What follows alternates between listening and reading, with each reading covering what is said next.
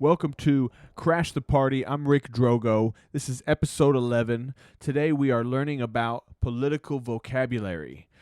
So these are some advanced words and phrases that I should know. So we're going to jump right into it. This video is 15 minutes long. We're going to knock it out. It's Friday, and we're about to have the best weekend of our lives. Dallas is about to get smacked with hail, and I'm going to be very busy. So let's go ahead and jump into this video and learn some vocabulary.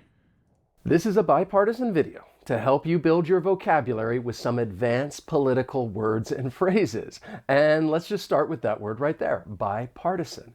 This means supported by or consisting of two political parties. And it really does have a positive connotation, so I thought we would start and should start with something positive. And there are some common collocations with this adjective, and these are words that are frequently used together.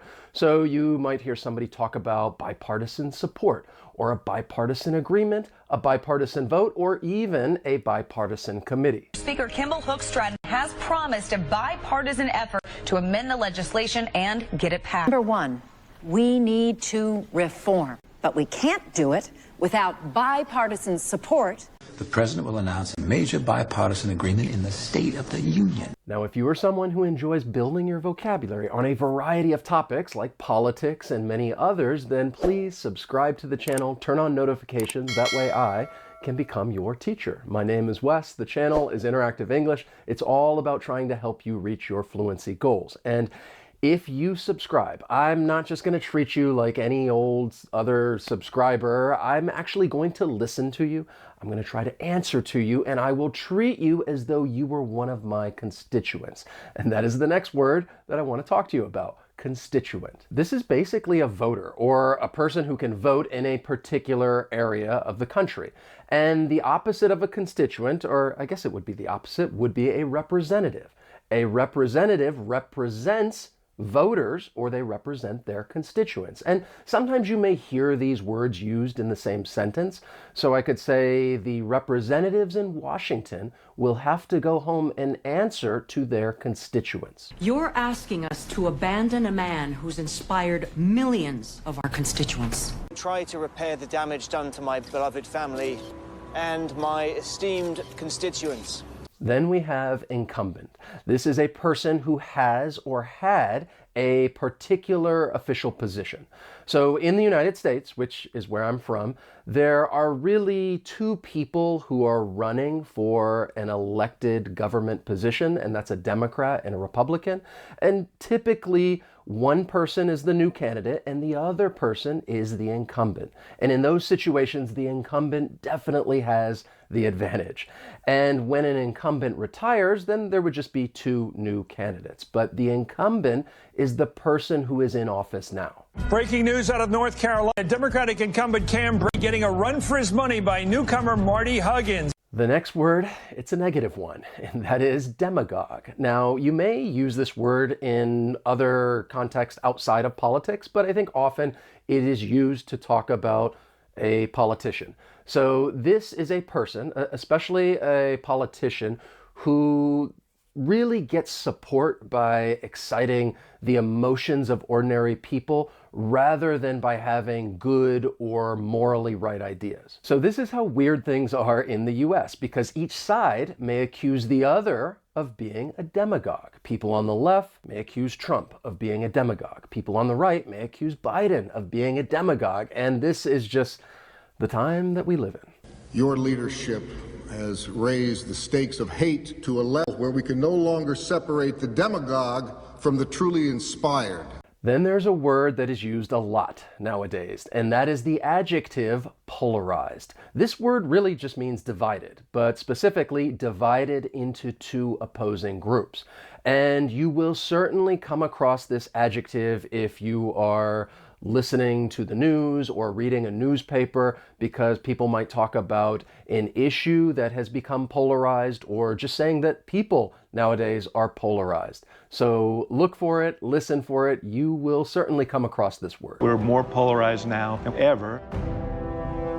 That's understandable. We're in a tribal moment. We are frequently told that American politics are polarized.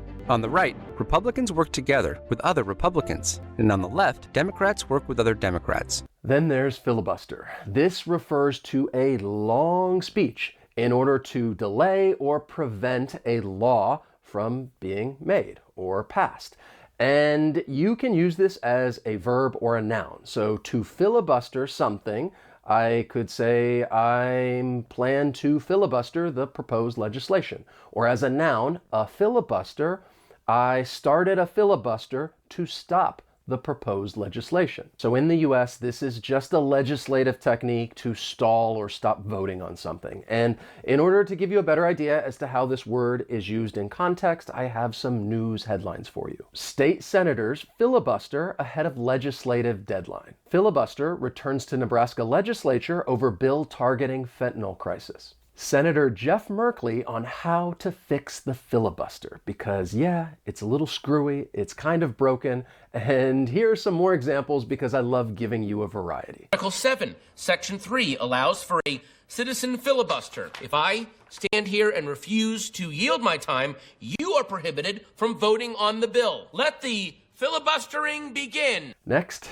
is impeach. This means to make a formal statement saying that a public official is guilty of a serious offense in connection with their job. And it's a word that, once again, is used more and more often in the United States. So you could use it as a verb, to impeach someone, or as a noun, impeachment, or even as an adjective, impeachable, saying something is an impeachable offense.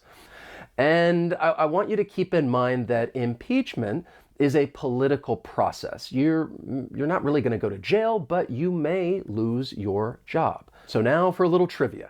How many US presidents have been impeached?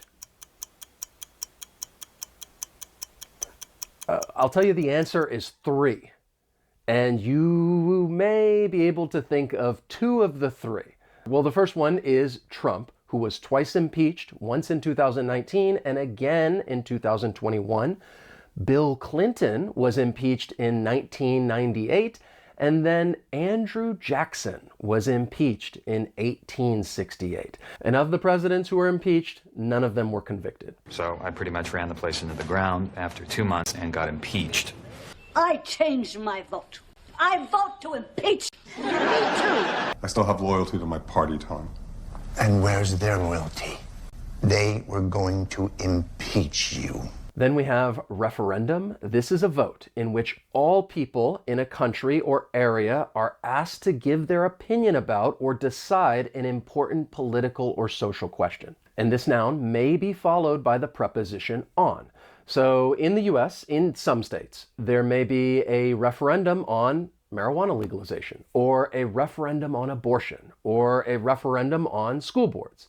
But this year, there are going to be a number of different referendums. You know, to some, a simple schoolhouse whiteboard, but to those in the know, a referendum on democracy. But ultimately, this was a referendum on the leadership of George W. Bush. The state of Nevada is trying to pass a referendum where state and local government employees cannot have mustaches. Then we have ballot, which is a pretty common word. You may be familiar with it already, but it has a couple of different meanings, and there are some common collocations with this noun. So the first meaning is just a system of secret voting. And collocations, you could say that someone was elected by ballot, or something was done by secret ballot, or you could say that you're going to hold a ballot. It also refers to a piece of paper on which you write your vote. So I could say that the referendum is going to appear on the ballot, or a collocation would be to cast your ballot. A very common noun, definitely one you should know. Americans are heading to the polls to cast their ballots for the next U.S. president. All 48,000 voters, and who each one of them voted for. I thought this was a secret ballot. Meh. Next is winner take all. And this is really about a competition in which the winner takes the entire prize. So it really means what it says, but you may be wondering, how does this word relate to politics? So in the US, we have this screwy system called the Electoral College. And this is actually the way that we choose our president. It's not by the popular vote. The person has to win 270 electoral college votes. That is the magic number. So each state is given a number of electors based on the size of the state. And within the state, whoever wins the popular vote wins them all. And that's why we say winner take all, because even if it's very close, if one person wins by one vote, they get all of the electors. Winner take all. It's screwy. To me, it doesn't make any sense, but this is the way it's done in just about every state. So let me give you some more non-political examples using this phrase. Okay, guys, one match, winner take all. One more time, winner take all. Last game coming up, winner take all, agreed? Think tank. This is the next phrase that I want to teach you because it refers to a group of experts that are gathered together by an organization, especially a government, in order to consider different problems and try to come up with ways to solve these problems. So you might hear someone say that a study or some research was done by a think tank. Now, even though think tanks may consist of different experts, they're not really without bias because some think tanks have been created to support a progressive agenda, while other think tanks support a conservative agenda. And here are some well-known think tanks: the Brookings Institution, the Heritage Foundation, Pew Research Center. Whenever you hear these names, you now know that they are think tanks. I think it's exciting. Springfield is the center of the political universe. I feel like a pundit in a think tank. Think tank, eh? I thought you would be a tremendous addition to this think tank. This woman, Simone Leclerc, is the president of a think tank called European Independence League. Then there's to lobby. This means to try to persuade a politician or the government or some official group that something should or should not be done, or that some law should be changed. So someone may lobby someone else for something. And to give you a better idea as to how this verb is used in context, here are some more news headlines. Nebraska high school students lobby legislators on a new program with a focus on diverse perspectives. Spain set to lobby EU partners to recognize Palestinian state. And student leaders, chancellor, lobby in DC for increased financial aid and stable research funding. I should also tell you that this word is commonly used as a noun, a lobby, to refer to the group that tries to persuade politicians. So in this case, you have the gun lobby, the meat lobby, the telecom lobby. There are many different lobbies. Our president is prepared to lobby Congress to lift the NASA exclusion policy. Welcome to the grand opening of our whatchamacallit, which, thanks to the lobbying of Lisa Simpson, we built instead of a new baseball stadium. And then we have poll. This is a study in which people are asked to share their opinions about a subject or person. And in an election year, this is a word that you're going to hear quite often. So you may hear statements like, the polls show that Biden is ahead, or the polls show that Trump is ahead. And I'm also using this as a noun, a poll, but you can use this as a verb as well. If I were to say, we polled 1,000 people to ask their opinions on free speech. In my personal opinion, I think polls are really for reporting news and just capturing people's attention. I think in the US they've been somewhat inaccurate, but what I think is more interesting are the exit polls. This is the activity of asking people how they voted after they leave a polling station, which is where people vote, in order to discover what the results will likely be. Of course, these polls are more reliable because people have already voted, but it kind of helps you understand where people are at as far as what they think about certain topics and issues. But these are words that you will hear a lot: a poll or exit poll. Oh, don't worry about the polls. They're just a sampling. Yeah. Polls change. Don't get ahead of yourself. We did a flash poll. 68% of Pawneans now believe you're lying about where you were born. Well, the exit polls are good. The West Coast exit polls are looking bad.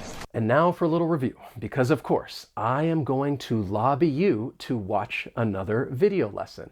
As my constituent, that is what I would recommend. And I suppose that if there were a study done by all think tanks, the research would show that watching interactive English just helps you reach your fluency goals. But in all seriousness, I would love it if you hit the like button. And you could think of it like a secret ballot. And later on, I will check the results, and really it's going to be a referendum on my teaching abilities. So I'm not going to keep talking, because then I'll just sound like I'm filibustering, which is not what I want. So I'm going to wrap things up, but I really would appreciate it if you hit that like button, if you enjoyed the lesson and learned. I'm not going to keep talking. All right, well, that was good. I learned what a lot of these words are. And, you know, I'm not trying to filibuster the rest of my night right now, okay? I'm not going to start getting all emotional, because I'm not a real demagogue, okay? But as somebody who is a winner-take-all kind of guy, I'm going to let you know right now that you can lobby for plenty of ideas for me to go over that can help me learn politics. I don't really care if I watch it and I'm very polarized or not. I'll watch anything. It can be bipartisan. And if I don't like it, I won't impeach you. Okay? So you can go ahead and go into your room right now, maybe call up your friends, and you guys can start a think tank on how to help me figure out what the heck is going on in this political landscape nowadays that we call the United States. My name is Rick Drogo. This was episode 11 of Crash the Party. I'm learning. I hope you're learning. I'm really trying not to get too much into what a lot of people are saying and doing. I do want to be into that, but I want to also continue learning. So this is all part of the game. This is all part of what we're doing, and we're going to see it through, baby. Thank you so much for coming with me. And like I said, if you have any ideas or recommendations, let me hear them, because I need them. All right. Thanks for spending this time with me.